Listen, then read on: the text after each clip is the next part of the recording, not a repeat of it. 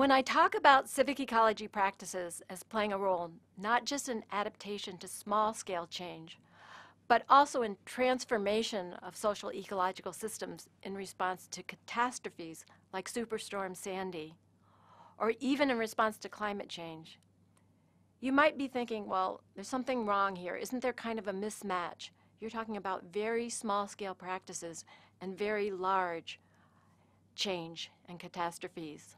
At the very small scale, for example, at the level of a vacant lot or a small stretch along a river, you have civic ecology practices that come to play. So for example, at the vacant lot, you might have the community garden, and along the small stretch of river, you have an artificial wetland restoration project.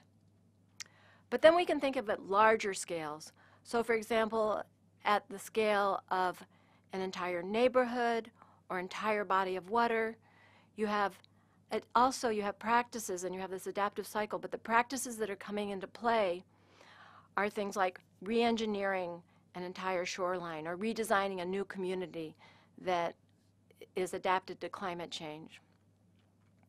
So then we can even go up, and you might have a whole city like New York City and talk about redesigning or re-engineering its shoreline, or even a region where you're going to redesign or re-engineer in response to sea level rise.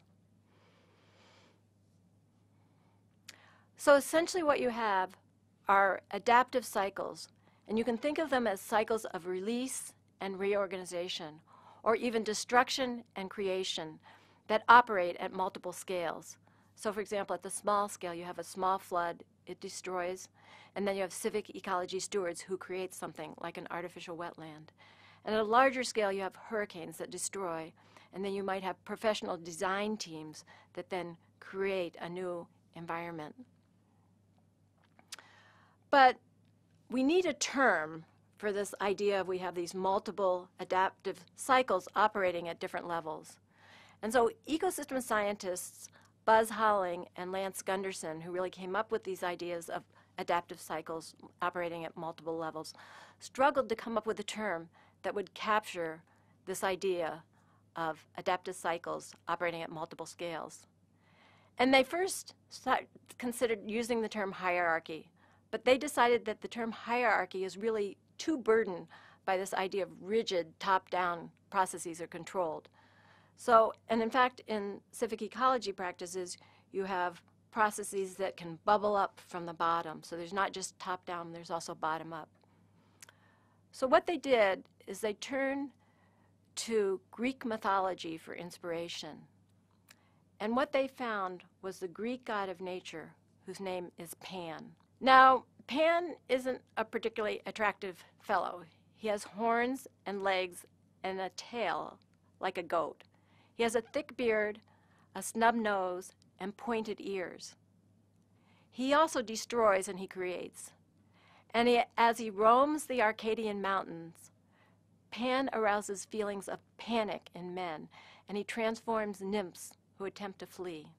So one fleeing nymph was transformed by Pan into a clump of reeds, out of which Pan created his famous pan pipes. And he turned another nymph into a mountain fir, which was his sacred tree. And then finally a third nymph who attempted to flee just kind of faded away, leaving only her voice to repeat forever the mountain cries of the god Pan. So Holling and Gunderson, they were really intrigued by this character Pan. And they decided that the images evoked by Pan of unpredictable change and transformation were perfect for the notion of change and transformation in adaptive cycles. So the scientists combined the image of Pan and that notion of hierarchy, and they came up with a new term. And that term is panarchy. So there are two features that distinguish a panarchy from a hierarchy. So the first feature, within a panarchy, there are phases of destruction and reorganization or transformation in adaptive cycles. And these phases allow for the establishment of new practices or innovations to emerge. And this doesn't just happen at the very small scale civic ecology practices, but also at multiple scales, like in these larger redesign efforts.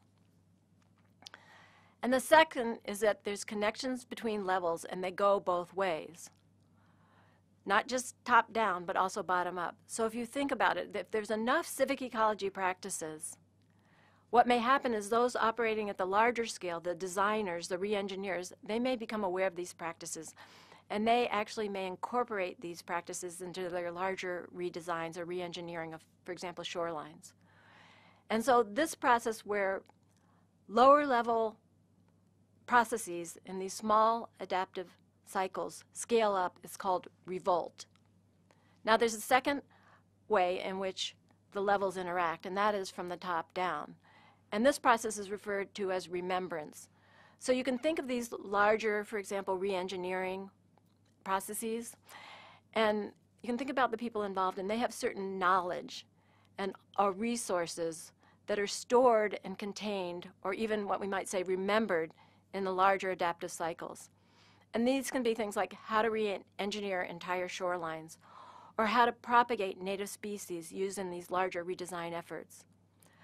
But the lower level adaptive cycles in the panarchy can use these resources so they can move down and be used by civic ecology practices. The notion of panarchy enables us to envision how small-scale processes can scale up through these levels of adaptive cycles in the panarchy as more people like you get involved in stewardship. But also, as civic ecology stewards, we can draw on the resources of the larger adaptive cycles, the formal design expertise, those native plants that these larger adaptive cycles are propagating, or maybe the people involved who have some influence and know how to influence and connect with policymakers. So by drawing on these resources, we can play a larger role in both adaptation and transformation, in reorganization and creating solutions, or in resilience, in light of the larger issues that we face, like climate change.